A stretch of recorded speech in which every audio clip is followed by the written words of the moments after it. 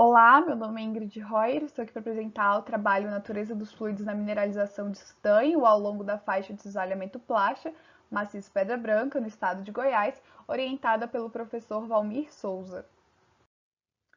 A nossa pesquisa foi desenvolvida para estudar as ocorrências anômalas de estanho e também associadas a wolframio da região nordeste do estado de Goiás, que possui uma relação hidrotermal tardia após magmática, que relacionada ao granito Pedra Branca. Essa mineralização ocorre na forma de minérios de estanho, como casterita e wolframita, e são registradas aqui ao longo da faixa de cisalhamento Plácia, ocorrendo aqui como formas de veios ou também de vênulas de quartzo, que estão associadas às lentes de Greisen, e possuem uma orientação estrutural aqui NSW, uma faixa importante de remobilização e precipitação de minérios. Sendo assim, e apesar da importância dessa mineralização e do importante papel que a gente sabe que os fluidos exercem nas zonas mineralizadas, ainda não haviam sido realizados estudos para caracterizar tanto a natureza quanto as condições físico-químicas dos fluidos que estão envolvidos nesse processo de remobilização e de precipitação dos minérios de estanho. Sendo assim, esse é o nosso principal objetivo para realizar esse trabalho. O nosso estudo foi realizado em lâminas bipolidas de aproximadamente 1 milímetro de espessura, em amostras de veios mineralizados, e foi desenvolvido em duas etapas metodológicas. A primeira é a petrografia convencional, onde são descritos e identificados os tipos de inclusões fluidas que ocorrem, utilizando para isso microscópio petrográfico em temperatura ambiente.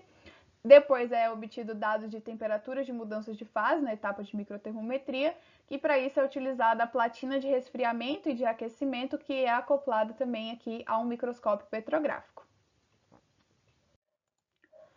Na petrografia foram identificadas inclusões fluidas em casterita e em quartzo. Aqui, começando pela casterita, a gente observa dois tipos. O primeiro é formado por inclusões bifásicas primárias, que tem morfologia variada, mas predominantemente elas são alongadas. O tamanho varia de 10 a 40 micrômetros e o volume gasoso de 5 a 10%.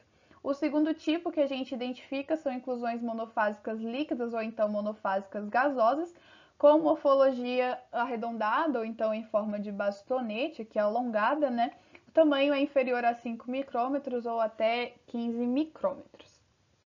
No quartzo são identificados três tipos, aqui começando pelas inclusões bifásicas, que são primárias e possuem uma morfologia irregular ou alongadas.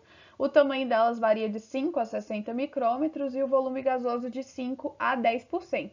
O segundo tipo representa as inclusões primárias, que são monofásicas e podem ser líquidas ou então gasosas, e a morfologia delas é de arredondada ou alongada, com um tamanho de 5 micrômetros até 15 micrômetros.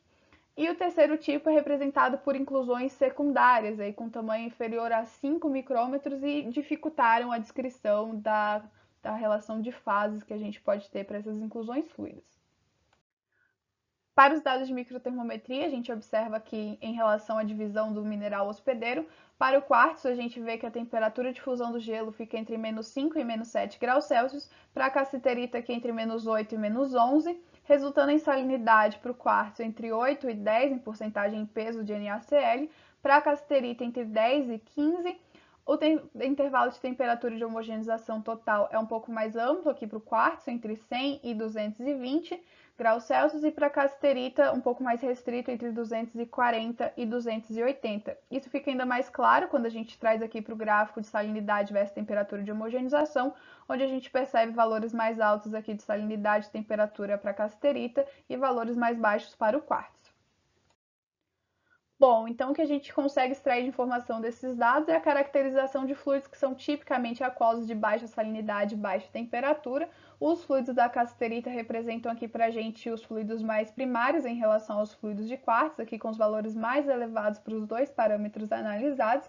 E a gente observa aqui que tem um decréscimo da temperatura, que é provavelmente em função da diminuição de pressão e também aqui da salinidade.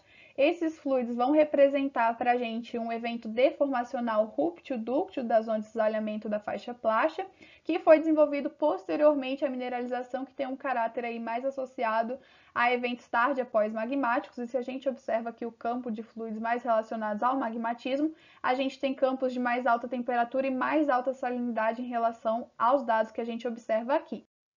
Bom, é isso, muito obrigada.